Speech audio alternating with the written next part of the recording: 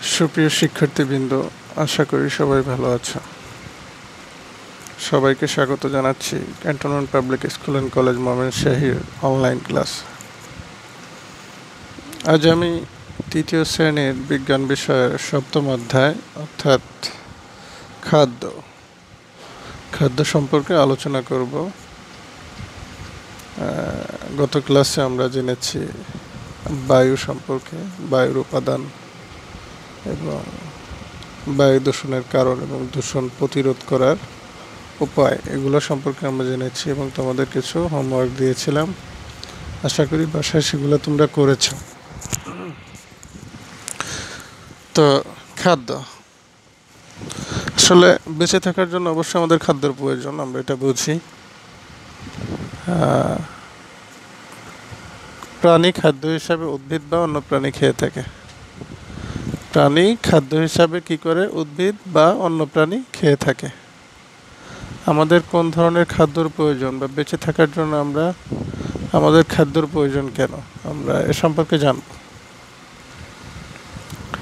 তো খাদ্য এবং পুষ্টি, এখানে দুইটা শব্দ, খাদ্য এবং পুষ্টি।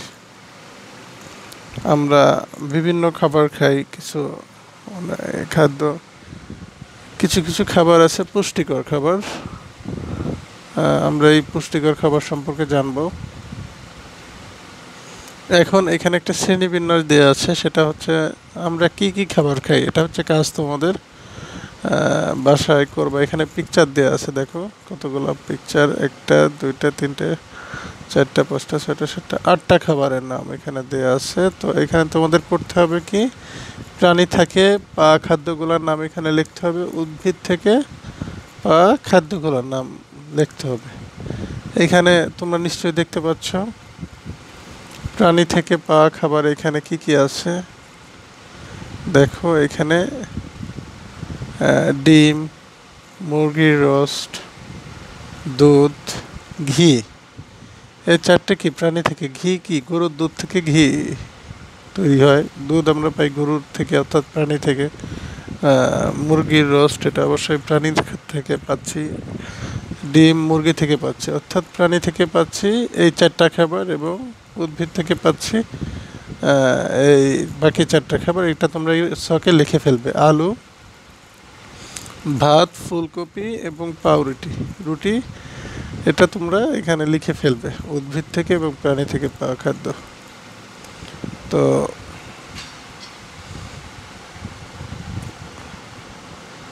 এখানে সারসংক্ষেপটা একটু আমরা পড়ি। আমরা নানা রকমের খাবার খাই, খাবারগুলো বিভিন্ন উৎস থেকে আসে। মুরগির মাংস, গরুর মাংস, মাছ, ডিম, এসব খাদ্যের উৎস প্রাণী। অর্থাৎ আমরা যে খাবার খাই এটা কিছু আসে উৎস, খাদ্যের উৎস হচ্ছে প্রাণী এবং কিছু উৎস হচ্ছে উদ্ভিদ। তো আমরা প্রাণী সম্পর্কে জানছি। প্রাণী তো ঘি, মাখন, দুধও প্রাণী থেকে পাই।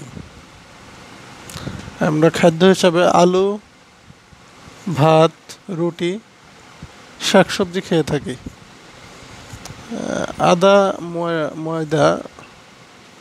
আটা ময়দা থেকে রুটি তৈরি হয়।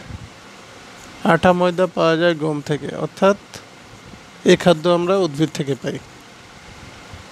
আম, জাম, কাঁঠাল, কলা, কমলা ইত্যাদি ফলও আমরা উদ্ভিদ থেকে পেয়ে থাকি।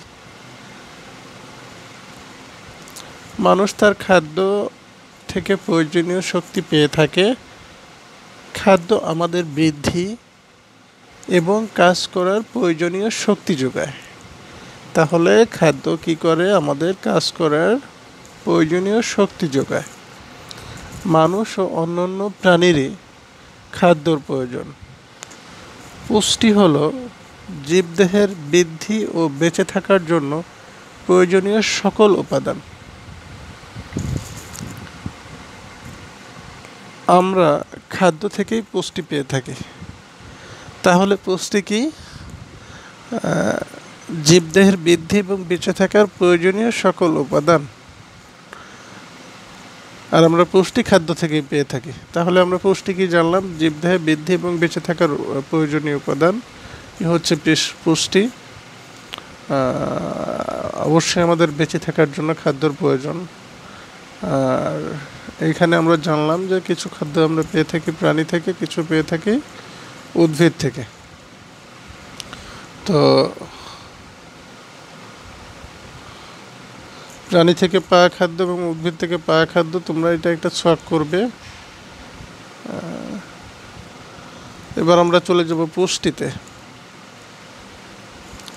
আমাদের খাদ্যে আমিষ, শর্করা এবং চর্বির প্রধান পুষ্টি উপাদান। তাহলে প্রধান পুষ্টি উপাদান আমরা এখানে দেখতেছি তিনটি: আমিষ, শর্করা এবং চর্বি। এছাড়াও রয়েছে ভিটামিন ও খনিজ লবণ। দেহে এই উপাদানগুলো খাদ্য থেকে গ্রহণ করে।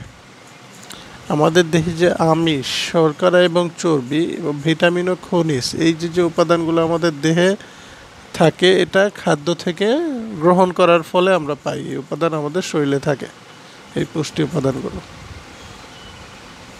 তো শুরুতেই আমরা আমিষ সম্পর্কে জানবো। তোমরা দেখে বুঝতে পারছো নিশ্চয়ই, এখানে আমিষ জাতীয় খাদ্য দেখো, মাছ, মাংস, দুধ, ডিম, সিম ইত্যাদি, এগুলো আমিষ জাতীয় খাদ্য। তো আমিষ আমাদের দেহ গঠন করে। আমিষ কি করে? দেহ গঠন করে। দেহের মাংসপেশির ক্ষয়পূরণ ও রক্ত তৈরি করে। তাহলে আমিষ আমাদের কি করে? দেহ গঠন করে এবং দেহের মাংসপেশির ক্ষয়পূরণ ও রক্ত তৈরি করে। এবং রক্ষণাবেক্ষণে আমিষ প্রয়োজন। রক্ত তৈরি এবং রক্ষণাবেক্ষণে কি আমিষ প্রয়োজন। এখানে আমিষ আমরা দেখলাম মাছ, মাংস, ডিম, ডাল ছাড়াও সিমের বিচিতে প্রচুর পরিমাণে আমিষ আছে। তাহলে আমিষ জাতীয় খাদ্য সম্পর্কে আমরা জানলাম। এবার শর্করা। তোমরা এখানে ছবি দেখে বুঝতে পারছো শর্করা জাতীয় খাদ্য।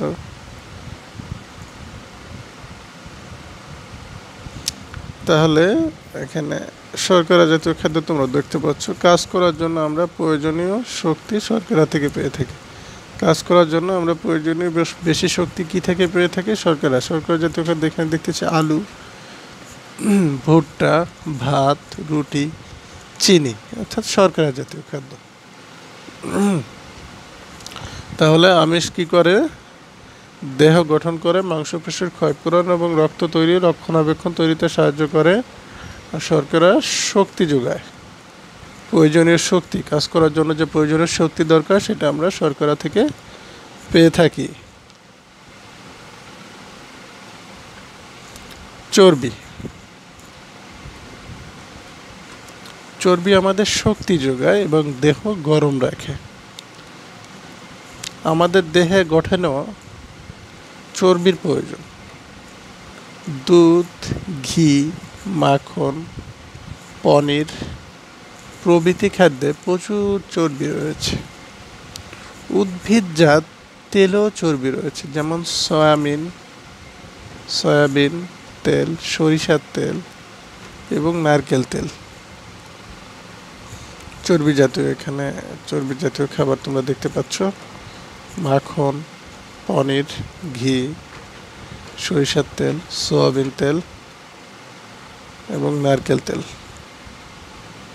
তো তাহলে আমরা জানলাম চর্বি আমাদের দেহের শক্তি যোগায় এবং দেহ গরম রাখে।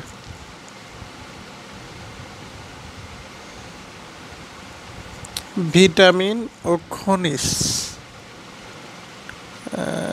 ভিটামিন ও খনিজ লবণ আমাদের দেহে কর্মক্ষম এবং সুস্থ রাখে। আমাদের বিভিন্ন রোগ থেকে রক্ষা করে। বিভিন্ন ফল এবং শাকসবজিতে প্রচুর ভিটামিন ও লবণ আছে। তাহলে ভিটামিন ও খনিজ আমাদের দেহে কর্মক্ষম এবং সুস্থ রাখে। আমরা এখানে ভিটামিন জাতীয় খাবার এখানে দেখতে পাচ্ছি: আম, কলা, আপেল, নারকেল, পেঁপে, তারপর কিছু সবজি দেখতে পাচ্ছি আমরা, যেগুলোতে প্রচুর পরিমাণে ভিটামিন ও খনিজ রয়েছে। তো তো প্রিয় শিক্ষার্থীবৃন্দ, আমরা জানলাম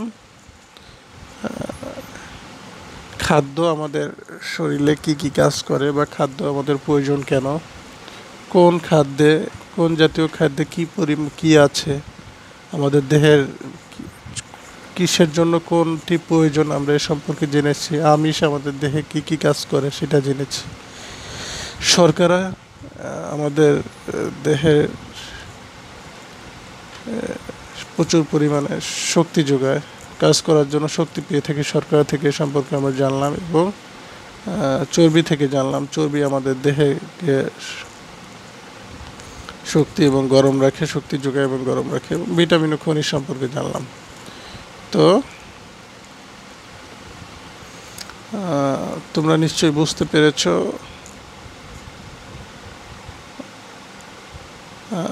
আমিষ, শর্করা এবং চর্বি এছাড়াও ভিটামিন ও খনিজ আমাদের দেহে কি কি প্রয়োজন বা কিসের জন্য প্রয়োজন, কেন প্রয়োজন, এ সম্পর্কে তোমরা বুঝতে পেরেছ।